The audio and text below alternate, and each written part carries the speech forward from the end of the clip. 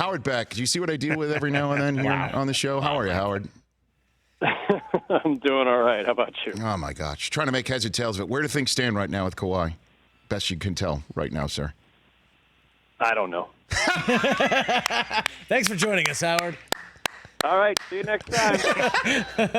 That's fantastic, right? No one knows. I know it's the one thing we're not ever supposed to say on radio or TV, right? I don't know. But it's true, right? I mean, it's if there's a coin with three sides on it, you have this is a coin flip, isn't it? Right now, I'm trying to now envision a coin with three sides, and my brain hurts. It does. You know. Is that even possible? We need a physicist to figure this out. Well, it sounds like something from Dungeons and Dragons, but you know, it's really like I said. What does Kawhi want? Which player is he in the NBA? And I mean, do you have a best guess as it currently stands right here? I don't think I do, Rich, but I would just say this. We ask this question a lot, and I think it's the best question for all these guys. You know. Every time LeBron has moved, well, what is it he's seeking? When Durant moved, what is it he's seeking? He moved again. What was Kyrie seeking by leaving Cleveland for Boston, and what did he not find there that he now thinks he's going to find in Brooklyn? I mean, this is the existential question for all these guys, and sometimes I don't think even they know. I think there's not impulsiveness to it. They are thinking it through, but it's in the moment. And remember, these guys are young. You know, I mean, even mid-career Kyrie at 27, you're drafted, choice about your first team, you're forced to trade out, things didn't work out the way you expected, you think, I need a new start somewhere else. And so you're kind of making it up as you go along, and you do what feels right or seems like the move for that moment. And I feel like we almost need to redefine the way we talk about how players make these decisions. And I love what Scott Van Pelt said in his monologue about this with regard to Durant. It's really about happiness. And happiness is this very vague concept. Well, what makes these guys happy? Is it championships? Is it money? Is it the city? Is it the right teammates? Is it all of it? And that's going to vary depending on the guy. And with Kawhi, we just know less about him than everybody else, no matter how many times we've tried to figure him out. And so I think the mystery is just that much deeper. Howard Beck, a Bleacher Report here. And let's get to your piece inside Kevin Durant and Kyrie Irving's plot to team up in Brooklyn. I mean, what a fascinating inside look. Best guess from what you're reporting is pinpoint the time where they did look at each other and say, let's do this. Well, as I understand it, and what I was told and what I reported is that the conversation began as early as last summer. They've become friends over the last couple of years, but last summer is where the idea really picked up steam between them that, hey, we should try to play together. And, you know, they knew they were going to be in free agency at the same time, so that would be possible. They could make that decision together. They knew that a bunch of teams were angling for cap room. They knew that they had certain potential destinations in mind that would appeal to both of them. And as I was told it, Boston was even on the table. Now, Boston wouldn't have had cap room, and obviously things went sour in Boston for Kyrie. But as of last summer, before that happened, that was among the discussion points. And so as the season progresses and things obviously weren't going so well in Boston for Kyrie, and KD still was, you know, of the belief that it was time for him to move on from the Warriors no matter how this season ended. And they were really evaluating their options. And the Knicks and Nets were both considered attractive to them because they both liked the idea of being in New York. But it became more apparent over time. The Nets had a foundation and a plan and a vision and forward progress, and the Knicks had none of that. And so at some point in the middle of the season, they concluded, pending any other things happening, it's going to be Brooklyn where we're going to both go. All right, so then let me just dive into that a little bit more, if you don't mind there, Howard, because, I think you know my stance on the Knicks and their owner, James Dolan. I think you're familiar with it. I mean, I am. Okay. How much did that play into the fact that Durant and Kyrie moved to the Nets side of things as opposed to the Knicks? Because I saw Kyrie's Instagram from the Brooklyn Bridge, and coupled that with Harvey Arden's grace piece in the New York Times talking about how growing up in New Jersey, he did, in fact, see that 2003 championship run that fell short against the Spurs, and that he says that he's always been hoping, pining for the Nets. I mean, put this all together here, Howard. it's interesting, and I don't want to be overly cynical about this. And Kyrie certainly tugged on the heartstrings for anybody who's a Nets fan or anybody who just grows up on a team and says that's the team I want to play for. That's all fine, and I don't believe that he's being disingenuous at all about his fondness for the Nets. He is from Jersey. I mean, he is from New Jersey. Right. So right, and I'm not going to dismiss that at all. However, if the Nets had stumbled through this season, if it didn't all go well, and if it were the Knicks, in fact, that had the better year and the better young core, then he'd be walking the other way on the Brooklyn Bridge in the same Instagram, right? Like, they made the decision, KD and Kyrie, I think, based mostly on basketball, to their credit, which was the Nets offered them the better map to contention. The Knicks could not.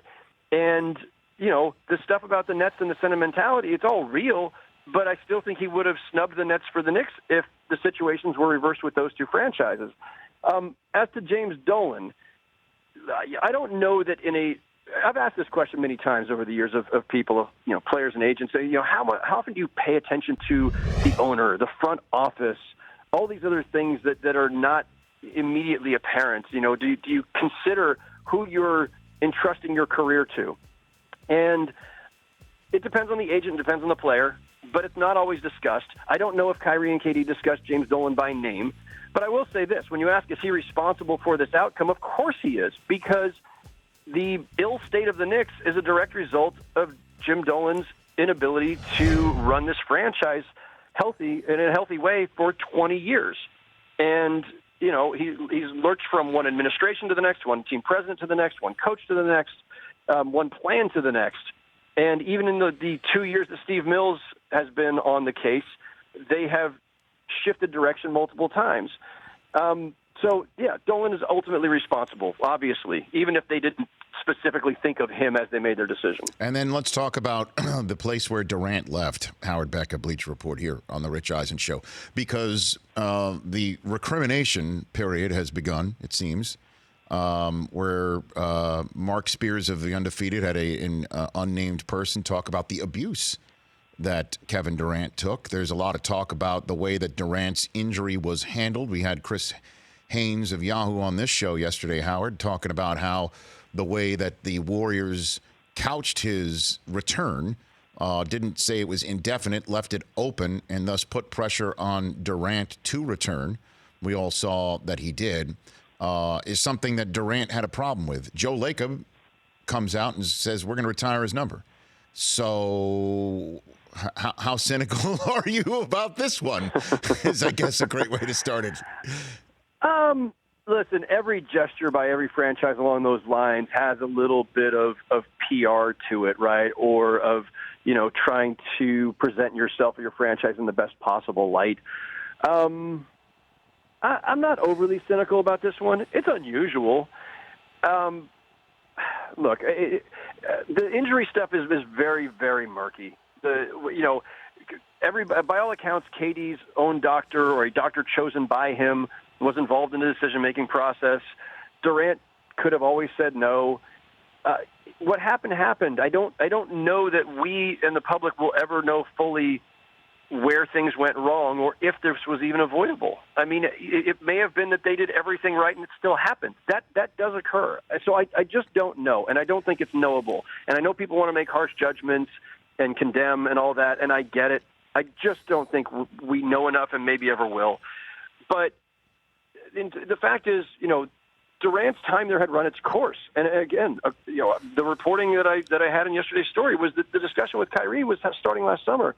And long before the Achilles, we had reporting, not just me, but everybody in the league. Every team in the league knew this, that this was going to be his last season there. So the Achilles is not the reason that KD left the Warriors.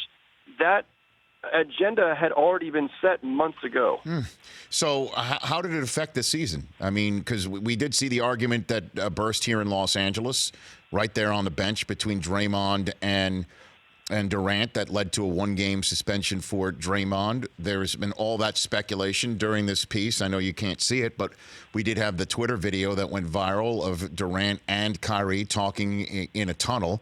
And so how did that affect both seasons in Boston and in Golden State, certainly in Boston, where Kyrie, after, if you said it started last summer, this conversation, Kyrie got on a microphone at TD Garden and told Celtics fans he was, thinking of re-signing.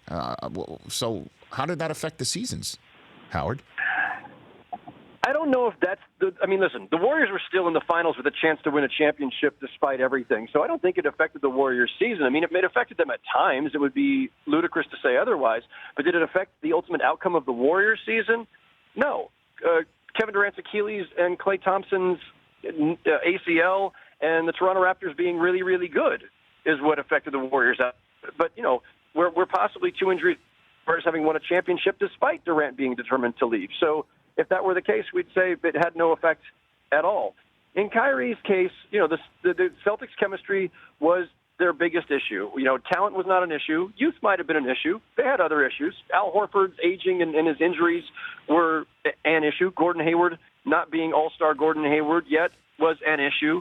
There were a lot of issues. And so, Jackie McMullen wrote a fantastic piece, as she always does, on ESPN.com about what went wrong with the Celtics this season. And it's not just about Kyrie, but did the ambiguity about his future and him maybe already mentally being partially out the door affect it? Quite possibly, and especially that last series, his last few games, he really did seem to be checked out at that point. Ask the poll question of Howard before we allow him to check out of this show, Chris. Howard, what's best for the NBA? Kawhi stays in Toronto. He joins the Lakers. He joins the Clippers. I'm going to go with Toronto because I think stability is what's best for the NBA overall. And though Toronto's not a small market, it has not been a destination market. And so a superstar being traded there, winning a championship, and then saying, this is a great franchise, this is a great city, I should stay here, I should put down stakes and also defend the title, I think is what's best for the NBA in the abstract.